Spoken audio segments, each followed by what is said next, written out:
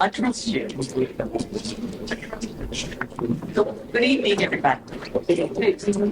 Thank you all for coming. My name is Agnes. Yeah. I'm going to be your moderator. Dr.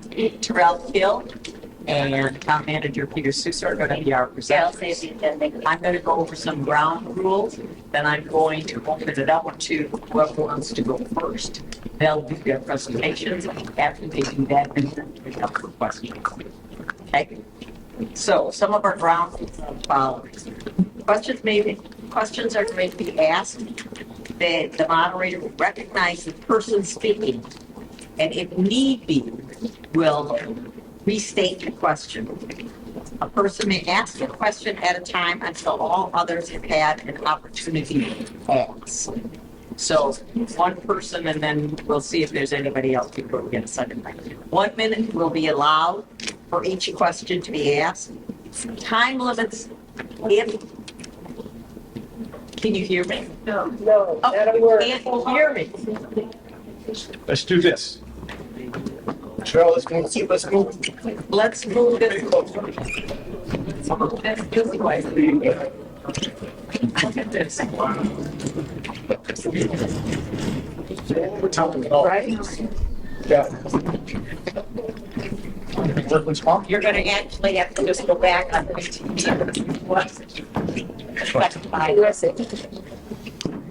All right. I've never had someone tell me that my voice was too quiet.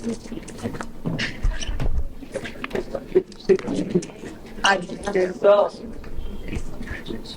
All right. So, if need be, times limit will be observed, but otherwise we'll let it go. Attendees are expected to act in a respectful manner. The moderator will have responsibility to enforce any time limit. The audience may ask questions, but statements from the audience are not permitted at this time. We're looking for questions because what we're looking for is we're looking for information to understand the budget. And then in order for everyone to hear the questions and answers, please refrain from having conversations in the audience. So, I want to thank the League of Women Voters and Windsor CT Votes for putting this presentation, for putting the community forum together with the help of the town, because it helps us disseminate the information. Now, if there aren't any questions, we're going to begin with our presenters. Did everybody get to hear me finally now? Cool. Okay, which one of you would like to go first? I will kick it off. You got it. Thank you, Agnes. I'd like to thank everyone for coming out this evening. I will start off with an overview and then hand it off to Dr. Hill. And then if I followed the instructions correctly, then questions, correct? Yeah, All right. got it. Let's see.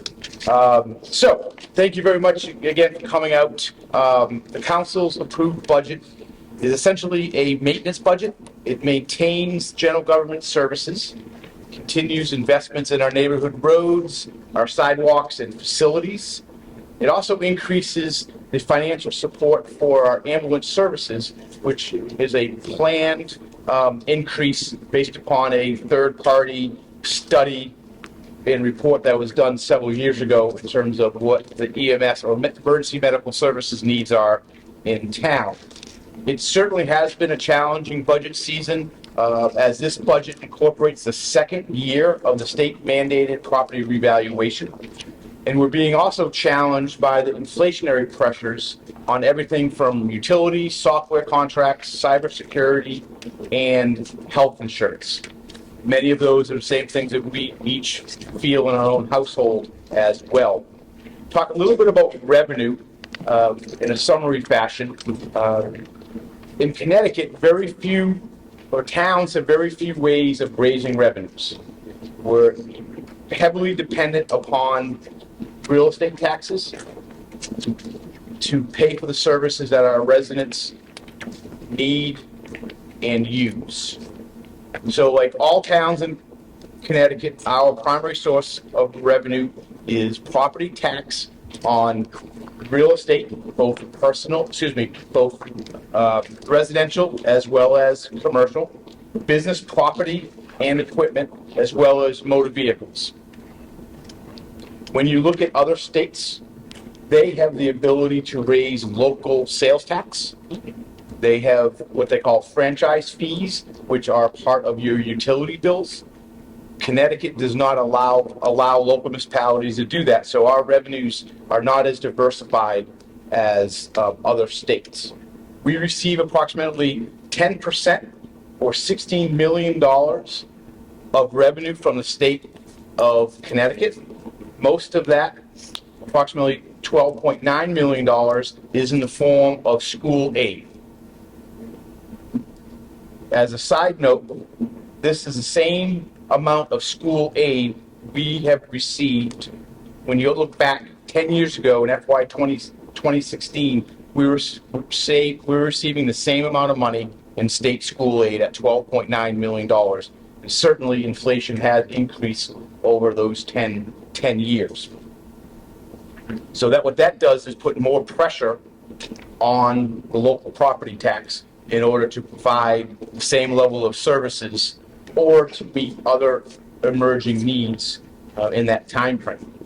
We've also lost tax revenue to the downturn in the office market due to the work from home trend, which continues. Even though you may read some things in the media that corporations are asking folks to return back to the office, that is happening to some extent here in the region, but not to the point where the office buildings are once again at 80 or 90% occupancy like they were prior to the pandemic. Because of the loss of valuation in our office market, the town lost upwards to $3 million in tax revenue from those office properties after revaluation. So, unfortunately, those revenues needed to be raised in order to keep the level of services that the community had previous to the revaluation. And so that gets spread across all of us as residential property owners and all the business owners. That $3 million, in order to keep this level of services at the same point, those dollars had to be raised through property tax. Just a few highlights for the cost of doing business. Some folks have raised the question, well, this increase is greater than the inflationary increase in general. Similar to other industries, we have components of our budget that go up significantly different than what would be the normal rate of inflation. For example, health insurance for our retirees and for our active employees is going up 16% on the general government side, and similarly on the Board of Education side. We need to be competitive in order to hire and maintain our employees. And just as an example, we hire over 100 part-time positions during the course of the year. Some of them are regular part-time, some of them are more seasonal in nature, but the state minimum wage has gone up 17% in the last 3 years. So that just is pushes an upward pressure for us when we're hiring both full-time as well as part-time individuals. And another tidbit, which I'm sure you folks would love to go home and talk to your partners and be able to tell them how much the cost of asphalt has gone up in the past 5 years. It's gone up 35% in the last 5 years. And so those are all factors that go into this budget. In order for challenging factors that go into this budget. I'm going to stop at this point in time and let Dr. Hill go through, and that way we can save as much time as possible for questions. Thank you very much. So, good evening. Much of what Peter said, because he already stated, fits the school system. But I'll take folks through, again, I see new faces as I did last night, how I actually do the budget and have done it for the past 5 years. So I always start doing budgets, as long as I've been working in schools, away from the classroom as far as possible. Because the business of the school system is to educate the young people of that community. So you don't want to cut the classroom. So that's where all cuts, keeping that in mind, that's how I do my budget, and that's where cuts will come first. When I get ready to do the budget, we start in the fall, we being myself and my chief of operations, because Daniel Batchelder was sitting here in the front. And we look at what does it cost just to open the doors, turn the lights on, keep the district going the very next year. I can tell you now, it is always a percentage much higher than any percentage that you ever get to see. The board doesn't get to see that percentage because Danielle and I will make cuts immediately. That's around November, December. So that when I present to the board in January, as I do each year, the superintendent's proposed budget, I am not presenting some number that you guys become chasing me out of town. That number is usually a double-digit number. So we already do cuts. I want people to understand that before I go to the board in January and present. So I presented in January this year, and the proposed budget percentage was 6.88%. Again, as Peter said, the term we've used this season a lot is maintenance budget. There's no ask, there's no fluff, there's no extra. This was primarily, as you can see in the documentation, to meet our contractual obligations. We have 6 bargaining units that we have to pay those contracts. And we have the requisite benefits and insurance that go along with the employees as well. Additionally, transportation costs, utility costs, technology costs. And again, I'm not going to read the sheet to you, but you see all the costs that are here. And those are the costs that we were addressing. It's simply our obligations to pay our employees, make sure they have insurance, their benefits, and to ensure that we meet our obligations for transportation. We have to get the kids to and from school. The buses need fuel. We need to keep the schools warm. We have a short season of keeping them cool. Although I'm sure people are still fussing and complaining probably first week of June. But that's what we did. There's nothing else that we asked for. Subsequently, the board voted in February to approve the budget, but with a 1% cut. So, as Batchelor and I, we have to go back to the drawing board because we prepare, right? You always expect when you do a budget, or should expect that there are going to be potential cuts.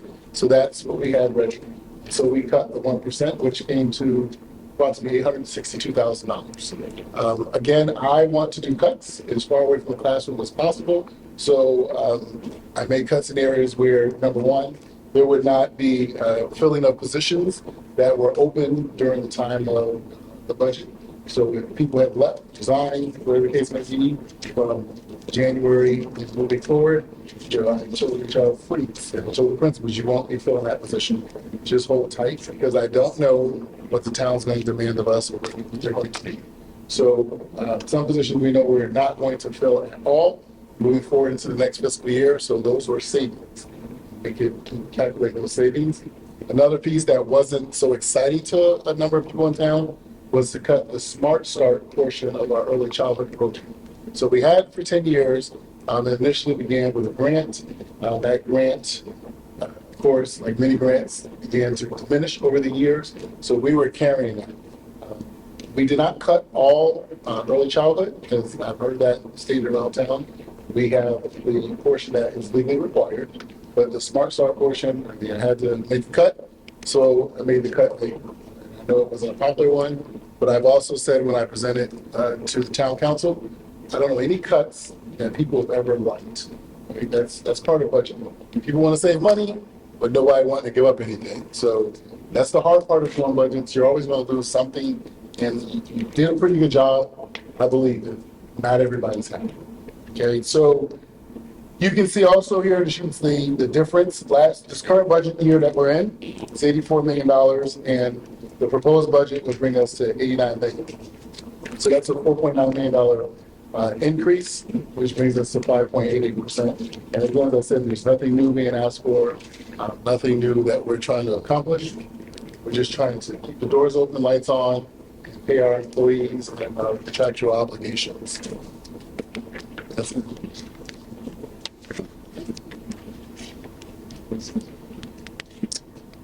So looks like now we're ready for some questions. We'll be ready for questions. Yes, Jen. Have any employees been given a raise this year? And yes, all of the employees under in bargaining units, they will get a raise, but that doesn't become effective until July 1st. That's when we start a new fiscal year. That's in their contracts. Why do they keep getting a raise when Windsor education system is rated fairly low in the state? How do people get rewarded with a raise when they don't supply good teaching? So I'm gonna give you, I've never met you. I'm Dr. Hill. So what's your name, sir? My name's Mark. Mark, nice to meet you. So we will know each other now. So I'm a very protective person of Windsor Public Schools. And I tell, and Money. so I'm a clear, you asked the question, I'm gonna answer. Okay. Okay, I said, I'm Dr. Hill, that's why I introduced myself. Because I want to dispel the myths. I've been in the town since 2002, and I know you're talking about the Alliance District designation, all those things, and it's a much deeper conversation, which I will gladly have at any of my coffee talks, and I've had them. You're welcome to come. But for right now, I'll just say, Windsor Public Schools is an incredible school system. I've had 3 daughters come in. I moved here on purpose after working here for 4 years. All 3 of my daughters have graduated from this school system. The last one, this past June, just picked her up from her first year of college in Boston at Emerson. Straight A's. She's not an anomaly. She's a regular Windsor kid. That's what Windsor kids do. Folks in the public don't understand public education because they hear all the snippets in the news clips. When you went to school, there was no test for you other than Iowa test of basic skills. I'm pretty sure I'm accurate in that. So no one knew if you actually went to a good school or not. Now we have so much political meandering in public education for the last 30 years. So all these standardized tests and everyone labels, so they make people believe that there's a problem in their systems. Our kids graduate every year. They go off to every single tier of college in this country, and they graduate. They're not taking remedial classes, and they graduate at every level. They earn postgraduate degrees, doctorate degrees. That's not an anomaly again.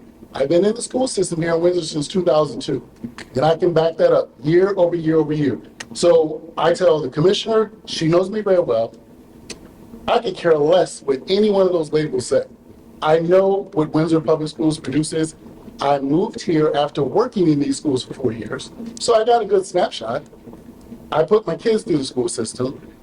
I have a number of family members who've since moved from Massachusetts. We grew up in Springfield, moved here. So I stand by the system. I could care less about the labels. And now the business side, if Windsor really wants to get rid of the Alliance District label, then that's another $580,000 we're going to have to find. Thank you, sir. Another question? Yes, yes, the preschool. Could you stand up and give your name and address so that we know? You don't have Thank to, you don't have to give up, you don't have to give that. Oh, you don't have to do that. Okay, just your name. so we know. Windsor Jameson, and I'm a Windsor resident. And my grandson goes to the preschool at Poquonock. And I understand they're no longer going to be offering the preschool program for this coming fall. Is that correct? This the Smart Start portion of the preschool program. Dr. Haley, would you like to explain, please, which this is the superintendent would break on the instructions and explain precisely what's happening with the preschool program. Okay. All right, so the programs that have been put are the smart programs. So if your child or your grandson does not require services per his or her IEP, then he will not have a place or she will not have a place at preschool. However, if any of our students who are currently in preschool 3 or 4 and do have IEPs, so special needs, if they require any kind of services, speech, social, emotional, whatever services that they require, they will have the AM and PM preschool. So that is not being cut. The only thing that we're cutting is our preschool program that was for our general education students who do not require any special services. Oh, that's a shame because the integration of both helps. Yeah, so we do have a plan because we do understand that it is a big part was the peer integration. Yeah. So we will have our preschool students who qualify for preschool spend time during specials, recess with our kindergarten students. So they still get that peer interaction with a little older. And now that we have kindergarten students who are able to apply for waivers, we will have very close in age, probably less than a year old. So we will provide opportunities for students to interact. What about providing some type of preschool? Because preschool is very expensive and it is very important for early development. And to cut it, I would understand the budget, but couldn't it be tapered down where it's not totally wiped out and maybe allow parents to be able to go at a decreased rate versus just totally wiping it out? So I understand, and that's when I presented to them, I said, nobody likes cuts. Right? So yes, we had it for 10 years, but it's actually a relatively new thing. I know people have got used to it, but preschool in general is typically not a part of the public school system. It was a nice thing to have. But when money got tight, as it is, right, these folks here are all looking at extra expensive homes now that have really high tax rates. Something had to go. And when we look at the numbers, I'm not saying it's I just again, I had 3 kids. I put them through, private preschools. We really impacted less than 60 children. And that was just a hit that I made the decision. I'm the one that everybody, we had to cut somewhere. I'm not going to cut teachers in the upper grades, move it up. Preschool was nice to have. I believe in it, but if cuts come, the things that you look at, what's really a necessity for us in the immediate, and that just was more, victims of the budget. Thank you. I understand. But I was just saying maybe it's allowing it to go on. It was free, just to be clear. It was just being funded, with some grant money and money from the district as well as the rest of the K-12. Yeah. So they weren't actually paying. Is there another question? Yes, ma'am. Your name? Sorry. So my name is Lori Lavasser, town resident. Thank you very much for having this meeting here. So questions directed to both of you. Are there ways in which you perhaps look at other school systems, other towns, to see how they operate, to see whether we as a town might be able to do things a little differently, like best practices? So I'd like your input, please. I'll start. So thank you for the question. On the town side, we are certainly well connected through various professional associations on the national and regional level. And the town has roughly 13 different departments or 13 different industries, if you will. And so each of those departments are connected with their professional association to look at the best practices, as you mentioned. We are also part of the Capital Council Region of Governments, which is 38 towns within the region. And so we participate in a variety of hopefully cost-saving measures. We are part of the Capital Region Council of Governments has a purchasing cooperative, and so we purchase some parts of our fuel for our fleet. We're able to purchase pool chemicals for our aquatics facilities, fertilizer for all of our turf areas to be able to buy in bulk. And so not only are we looking at best practices, we're also looking at actual ways in which we can save money through purchasing. And so those are just a few examples there. I actually this morning sent off an email to the town managers in Farmington and Avon, because we're in conversations now with the town of East Windsor regarding sharing our emergency radio, for them to join our emergency radio system, which the town residents graciously approved at a referendum probably about 7 or 8 years ago. And so we're in conversations with East Windsor for them to join, and so we can gain efficiencies. And so reached out to those communities who have a service sharing agreement together to, again, learn how they're doing it, maybe save a few minutes so I don't have to recreate the wheel. And so that's what we're doing on the town side, just a few examples. So before I call my chief of operations to talk about the same thing, Peter talked about the money directly with partnerships or larger buying opportunities, because I'm not more versed in that. That's what I've heard is. But the superintendents, we talk regularly. We meet, I actually meet with 2 superintendent groups each month. So we're always sharing ideas. So it's not like we wait for budget season to try to do something. We're like going back and forth all year long. Like, can we do this? Can we do that? Likewise, I share ideas with them, and and I want to remind people. So I've been in this role now and finished up my 5th year. Every year, I've been reducing staff and not reducing just to cut money, but because I'm looking for efficiencies. And I'm like, can I get this job done between 2 people, even if I have to give them a slight raise? Their raise doesn't equal the salary of the individual who was there. So I share that with other colleagues. Likewise, they give me ideas like, hey, we could do this. And I talk to my cabinet. So 2 of my cabinet members are here. And I'm like, this person's doing this. Let's think about doing that. When I go to conferences, I bring back ideas to save money. We've saved so much money in our technology over the years. I'm not sure of the number totally, but I think in the 5 years, it's somewhere in the, is it somewhere in the neighborhood of $1.5 million? Or is it, so every year we're cutting and cutting and cutting. I do not wait for a rebound. I do not. Just in case anybody's wondering, I live here. Let's remind people. And I joke, but I'm serious. There's no superintendent discount. We pay our taxes. And I have a wife. Like he said, go home, talk to your partners. My wife don't want to see a bigger bill. I got to explain that I have a lot more power sitting in these schools than I do sitting at my house. So I'm pretty savvy at not getting myself in a jam. So when I do the budget, you have a superintendent doing a budget every year who's actually doing it like it's his home. And I mean that with all sincerity. I am not doing a budget sitting back. That's why I say, I was offended. I heard whispers this winter, oh, there's fluff and extra. I'm like, are you kidding me? Like, I literally sit there and think about things to cut and tighten up long before we get to presenting the budget.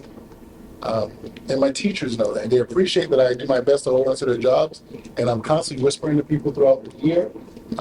You want to make sure you're doing your thing, because when budget time comes, if you look like you're slacking, you could be someone sitting there. I have a sheet that's red. Every name, and not name the person, but the position and the amounts are in red. So when I'm asked to sharpen my pencil, well, my favorite sharpened pencil person is back there with the hat on, I'm ready to sharpen the pencil. Because I understand that's going to happen. But we're always asking questions. And let me tell you this, we're going to vote, and I have my own wishes, but we're going to vote next week. And once we're done with our budget, no matter when we finish doing whatever we're going to do, Ms. Batchel and I are already thinking for next year. And we never think, let's add. We have not in the 5 years I've been here, and we won't. After I leave, maybe someone after me will want to add stuff. I'm not adding anything. I'm always looking for efficiencies.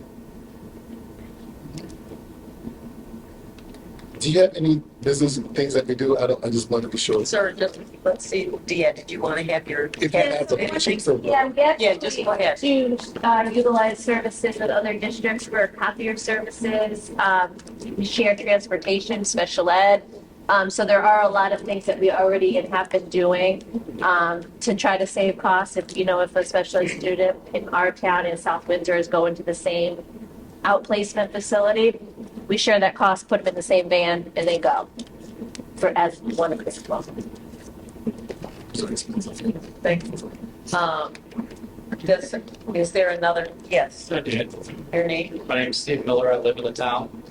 And I had a question for Dr. Hill, sir. Has there been any, have you looked into solar to maybe bring down some utilities? As we'll talk about. That's a great question. So Excellent question. Excellent question. I'm going to filibuster for a second until I can remember what screens they're on. We have solar arrays for approximately well, name them off. Oliver Ellsworth at the town facilities, including the new police station, the fire station on 340 Bloomfield Avenue. Oliver Ellsworth, did I say Oliver Ellsworth? Oliver Ellsworth, LP Wilson has them as well. We have just recently partnered with the schools to submit a and a private vendor to submit an application for potentially solar canopies or carports at the high school and Sage Park, as well as to put potentially, when this roof gets replaced here in Poquonock, to be able to put some solar here. So we have had some good luck. We probably started about 12 years ago with the first few buildings. And if you go onto the town's website on the Public Works Department, we have a dashboard. And so you can look at each of those facilities and see how much they're generating. Probably didn't generate a hell of a lot this week. Last week they generated quite a bit because it was sunny, but you can see the life. You can see the life over the life of those arrays, how much we've generated versus how much we've consumed. Thank you very much. Is there any other question? Yes, sir. So, my name is Mark Okay. Baxter. I just got a question on it. If you could explain what the Great Pond Improvement District is and why the 95% increase. Great, absolutely. So, folks will repeat the question. The question was to provide some insights into the Great Pond Improvement District and the large increase in the transfer from this current fiscal year to the new fiscal year. So, folks will remember Combustion Engineering in Alston at the west end of Day Hill Road, that approximately 600-acre parcel.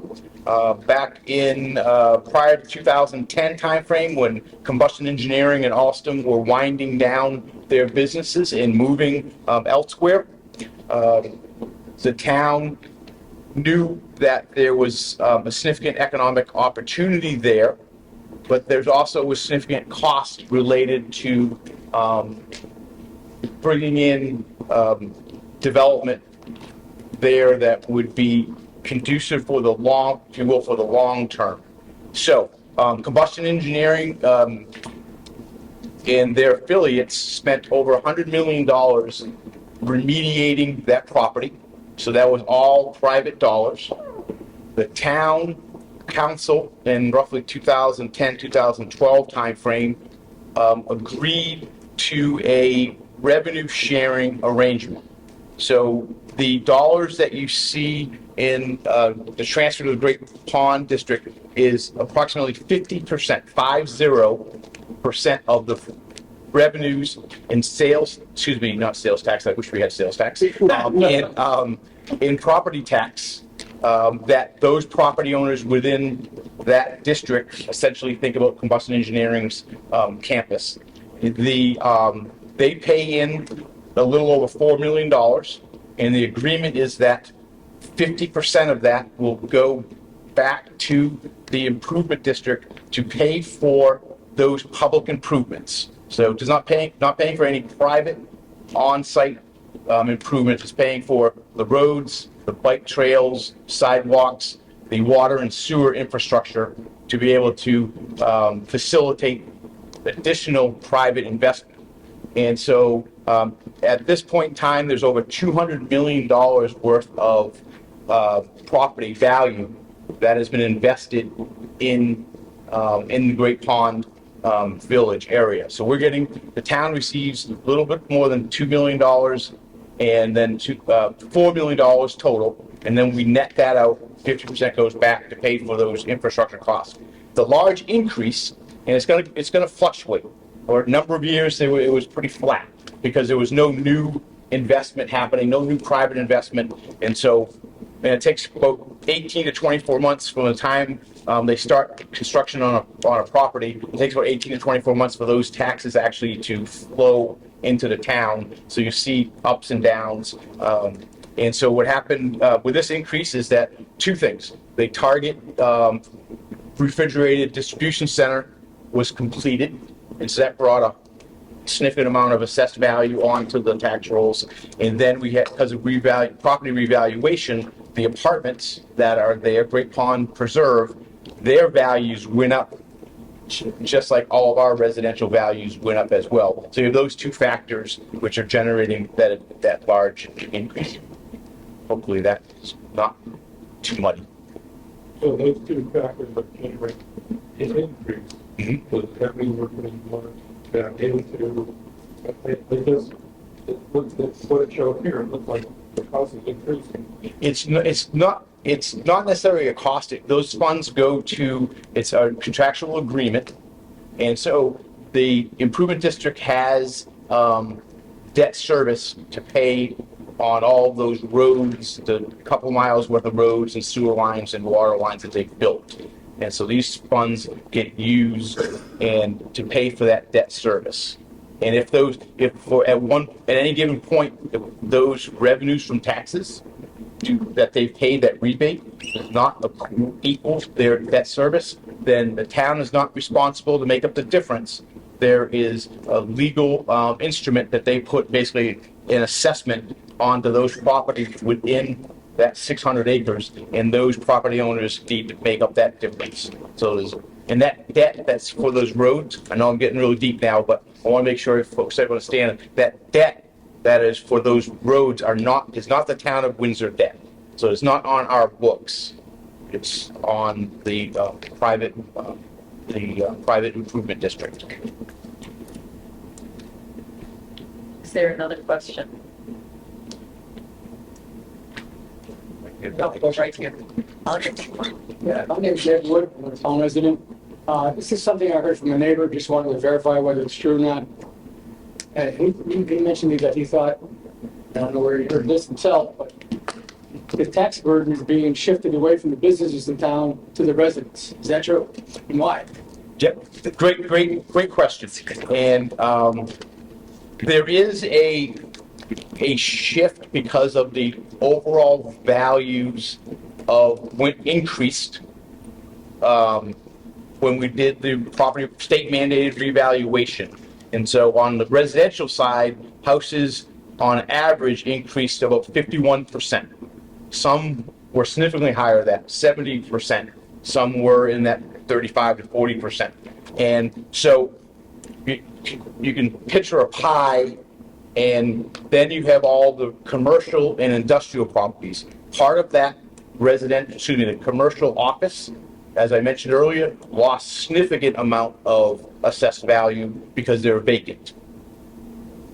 And the other industrial properties did not increase at the pace that our residential values did. So it shifted that pie. So now the residential has a greater share of the overall tax base. And so when we say shift, that's what we mean to when we're referring to the shift, where we raise the same amount of money, we decreased, the town council then decreases the mill rate, kind of equalizes that out, and then there is the increase due to the budgetary operational cost.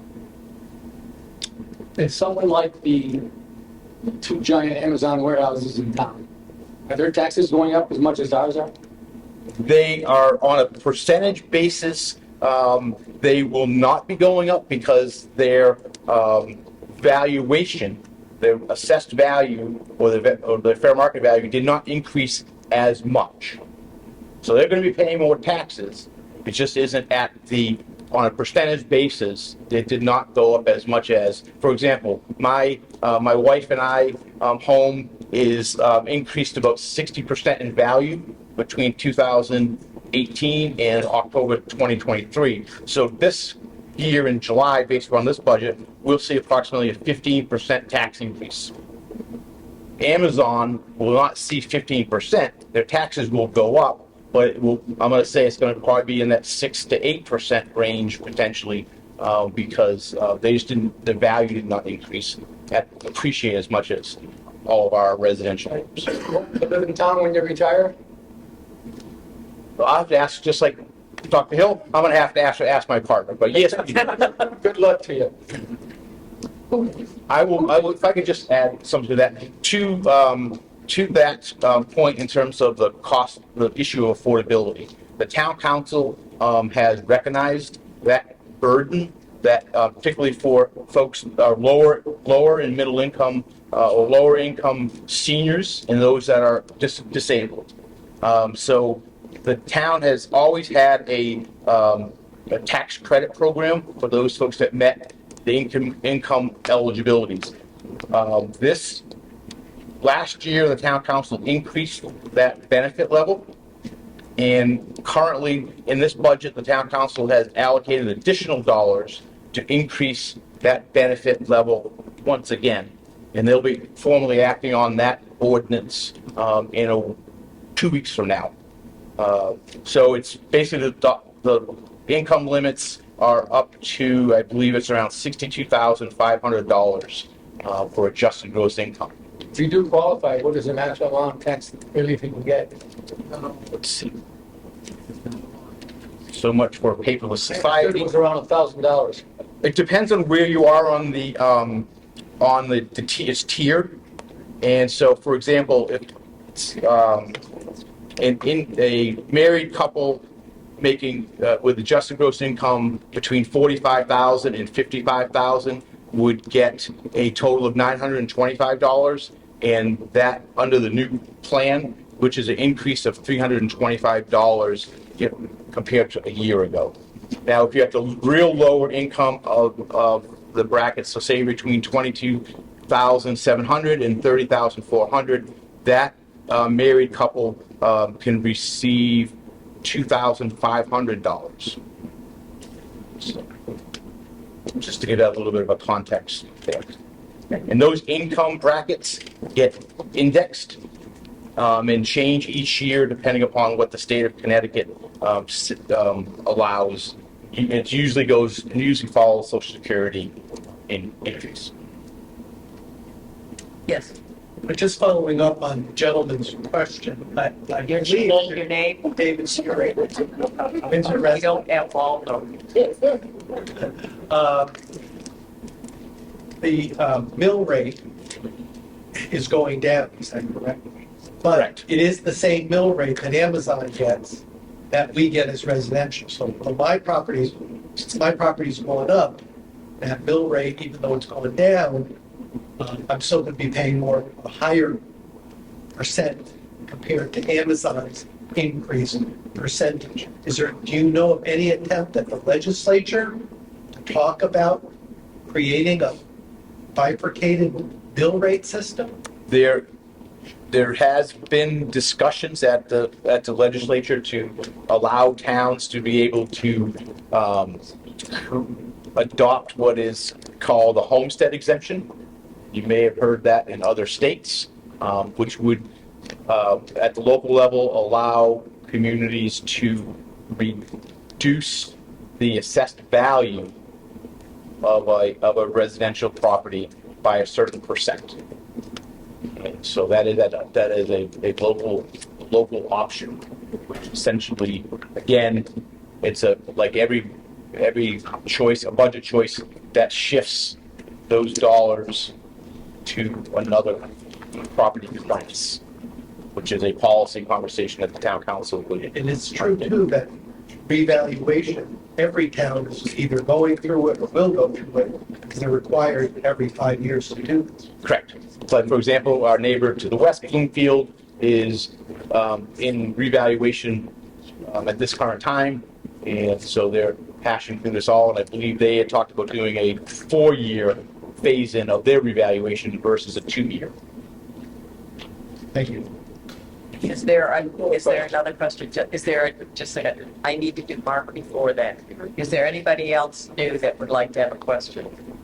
All right, Mark, Yes, you'll be next, but he's, I'm somewhat confused when in a prior budget meeting in the town hall, the town manager said that that they cannot negotiate or change anything in your budget because it's prohibited.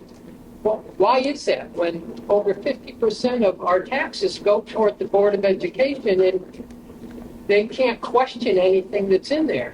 That doesn't make sense to me. Thanks, Mark. So by the town's chart, which is effectively the bylaws of the town manager does not have the authority to change the Board of Education's budget when it comes first to the town manager. The town council that has the ability to reduce the budget. the Board of Education budget. They cannot tell the Board of Education where to cut. They can just say how much in a gross number. So that's, hopefully that provides a little bit of clarity. I will say that there's other communities where the town charter gives the opportunity for the town manager to reduce the Board of Education's budget. Our town charter, to my knowledge, has never had that authority given to the town manager. Well, I started to read through the town charter. I don't see where that is. Maybe you could give that information to me. It just doesn't make sense.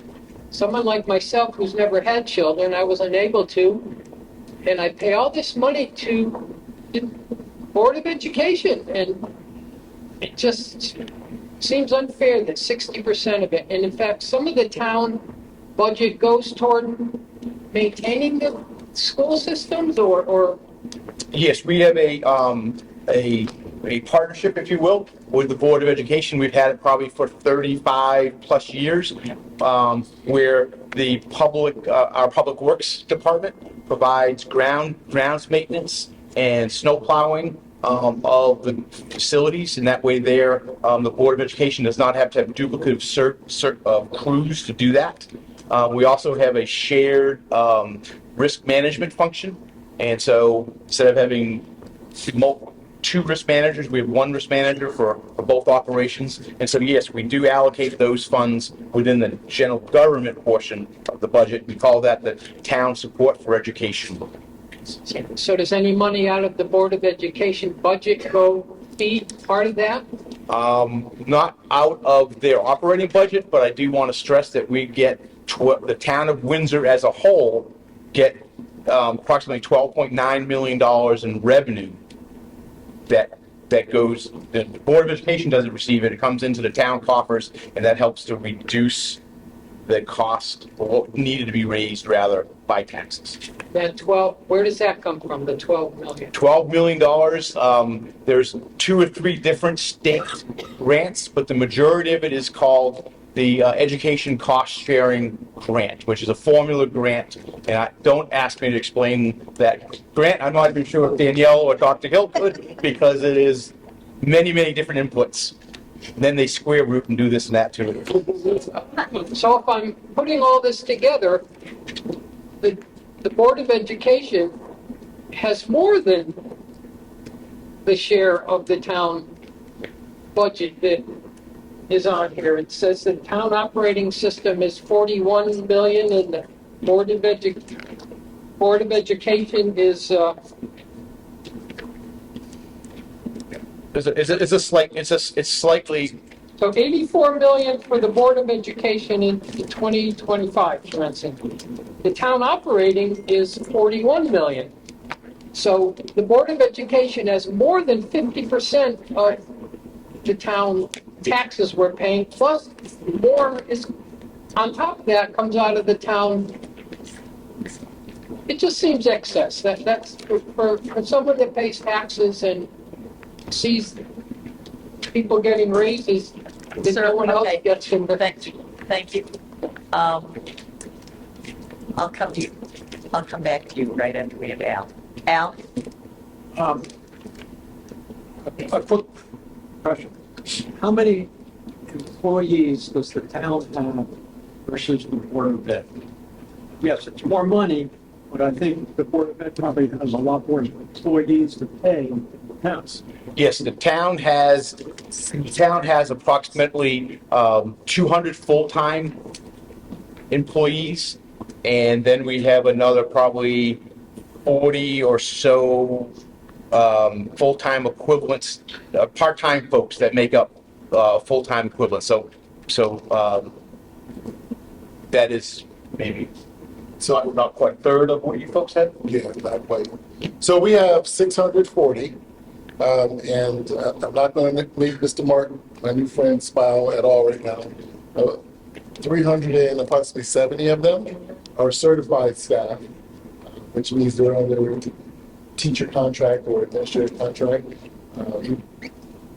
And, you know, I know people always talk about going into teaching, like, you know, you're not going to make any money. There's no one, like, they're not millionaires or rich people, but they're decent contracts to stay competitive, to get, good, solid employees.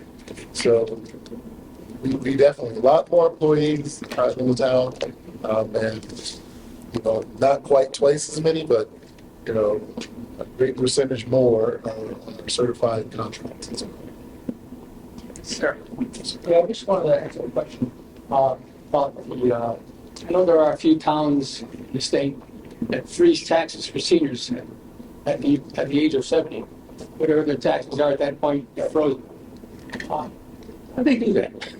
Any idea? That's a policy decision and choice that those communities make.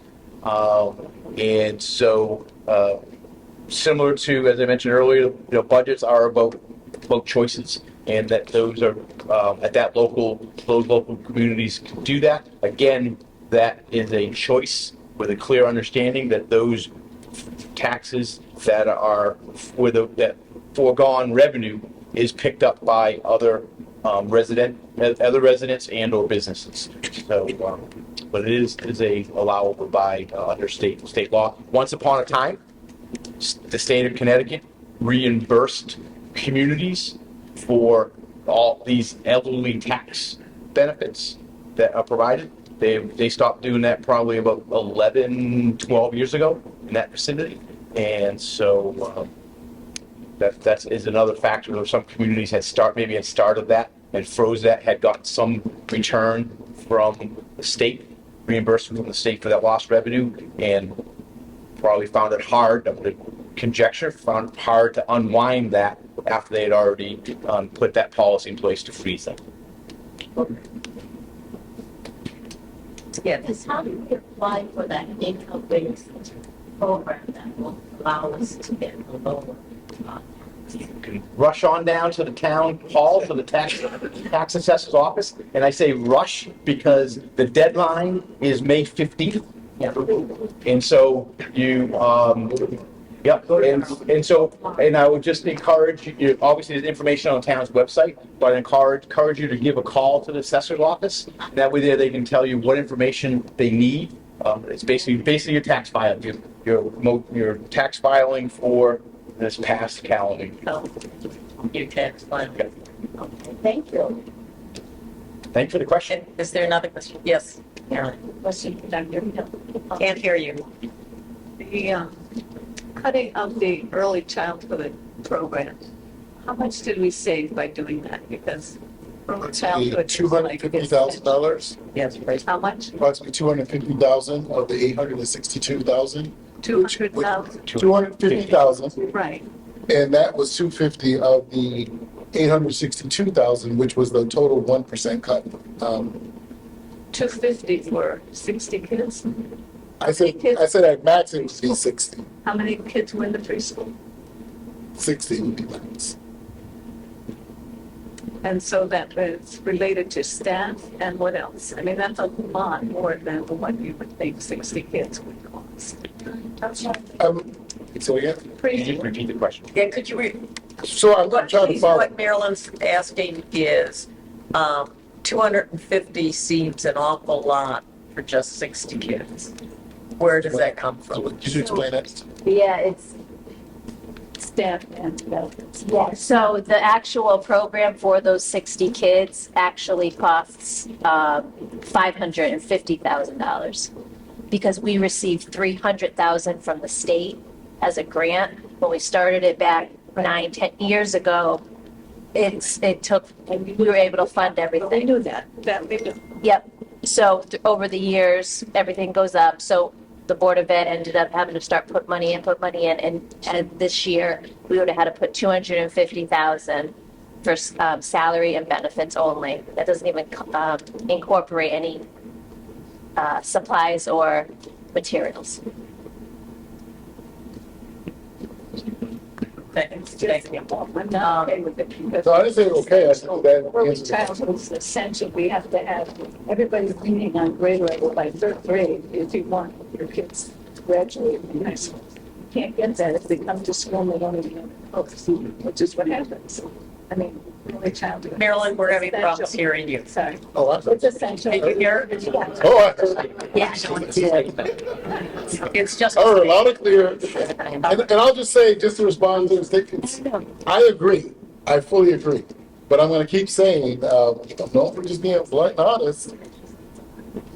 People don't want to pay more for this, but they don't want to cut this. So we can't have both. The old saying, right, you can't have your cake and eat it too, which I never really understood in life, but I do understand budgets. And, you know, there's a lot of things I would like to have. As Granddaddy used to say, there are wants tos and gots tos. So we all want to have a lot of things, but we got to make sure everyone's happy. And no one's going to be really happy. Because as Martin said, right, and I'm not saying it's a bad thing. Mark's like, why am I paying this much for schools? Period. So I'm sure he's not thinking about colors or anything else. And that doesn't make him bad. He lives in the town. He's a taxpayer. And he's like, hey, I'm paying all this money for something I don't engage with. I'm crying every day when I park looking at that pickleball court, and I can't go play yet. And trust me, I'm working my butt off to get to that pickleball court because I'm like, I helped pay for that, and I want to play on it. I'm not being funny either. I bought my set last year, and my team goes, I want to get on the pickleball court. But I got to pay this school right here. So, New chef. Thank you. Just for clarity, I just want to make sure that I'm understanding the preschool reduction correctly. My understanding, it was a lottery, so it wasn't like an open piece to every student in Windsor. So if it was a lottery, is that where the 60 comes from? And then as far as the cost, the two, well, I'll stop here. I'm trying to make sure that I'm clear that it was a lottery, so it wasn't open to all students in Windsor. if I understand what you're saying, Ms. Mayor, Madam Mayor, I'll explain to you. Yes, it wasn't. It's lottery, so it's not like something that people say, "Oh, I'm just going to, put my kid in the preschool program," and not, my daughter went to Milo Peck. So you could say, "I'm going to put it there and you pay that bill," but ours was lottery, so that's what I said. Very few kids actually get in. We got calls all year long. People were trying, and I get it because it's really expensive, right? But it wasn't really taking care of a ton of people in the town. It was a small number. Important. I'm with you, but it was, just where we had to take that hit. Yes, ma'am. And just another operational question. Families that have been reaching out, are they being pointed? I mean, Windsor has several preschool programs. I didn't, go through the school system. I paid for preschool, right? Because I was able to do that. I had that option. But just wanting to make sure, to your point, that families are being pointed to whatever opportunities are available. They are. Okay. They are. Yes. I'd like to maybe clarify something here, because this is what I hear, this is what I'm understanding, is that with the preschool program, there are preschool kids in this community that need services, whether it be speech or cognitive or that's what an IP is called. They have a service that is needed. And Windsor covers that, and they go into preschool.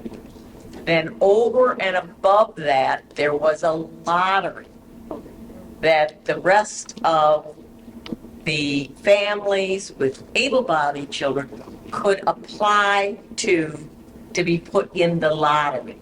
And if you got picked, then you got to go into this Start Smart program. And there are only 60 Smart Start. And that only took 60 people. Right. Am I correct? You are, but I just want to add one more thing. We have, because it was a state grant, so we have requirements that we give priority to. So when we do the lottery, we look at students who are low income. Yeah. We look at students who are from English language learners household. So we have to look at this first, fill the seats, and then if we have additional seats, then we would randomly select from our applicants. Right. So it wasn't like free, it wasn't free pre-K across, it wasn't universal pre-K. Yeah, all right. Thank you. Yes. Is how many people put into the lottery versus how many got selected? Pardon me, how many? How many people that's Applied for the lottery. We have usually over 200, 250 applications, and we're only, because also we have to give priority to our student with special needs. So some of our student with special needs was IEP, their IEP calls for a full day of services. So they get seats first, then our low-income students, then our ELL students. So we end up with maybe, out of the 250 applications, only able to select between 50 and 60 students. Okay, I hope that's clarified that location. All right, is there another? Yes. Marcy? Impact on what it is, and what would you expect in terms of budget going forward of the apartments that are being built in town? The revenue on the revenue Yeah. part? Yes. So there's two, as you know, there's two apartment complexes being constructed in town center. One is being, the one that the Offred Plaza has a incentive from the town, which provides for a tax rebate in terms of taxes. And part of that is related to that, because 20% of those apartments, those units, are going to be affordable units. They're going to be at a reduced, slightly less than market. So there'll be a tax rebate agreement that will provide rebates back to the developer there. The developer of the apartments that are being constructed across from Jim's Pizza does not have that type of agreement. So when those come on fully onto the tax roll, those funds are not going to be rebated. They will come back to the town. So I will say that within town center, there's what is called a tax increment financing district. And so a portion of those revenues are set aside specifically for projects and for use within the town center. And so not all of that money would go into the general fund, but the town council each year can decide how much of those funds actually go into this tax increment financing district to be used within town center, or the council can say, we're not going to put any of those new revenues into the district fund. We're going to put that all into the general fund for other purposes townwide. All right, are there any other questions? I would simply like to thank our presenters. Nice job. You're welcome.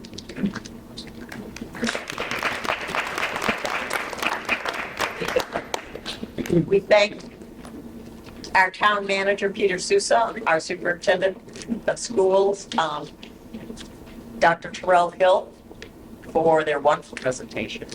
We thank the League of Women Voters and CT Votes. There's some cookies going around, so please eat them so I don't. And for helping to put this on, to be able to give the town residents at least information on the budget. But if you go online, there is much more information on the budget on the Town of Windsor CT.com website. There is also 2 calculators. There is a calculator for your property tax. There is also a calculator for a car tax now. Have I covered that right? I suggest you can actually go into and check out the entire budget. It has whole bunches of stuff in it. I've always found it fascinating. So we thank you very much. And there will be one more community forum tomorrow at 10 o'clock at the Senior Center, LP Wilson Community Center. You favor that? Breakfast. Thank you very much, everybody.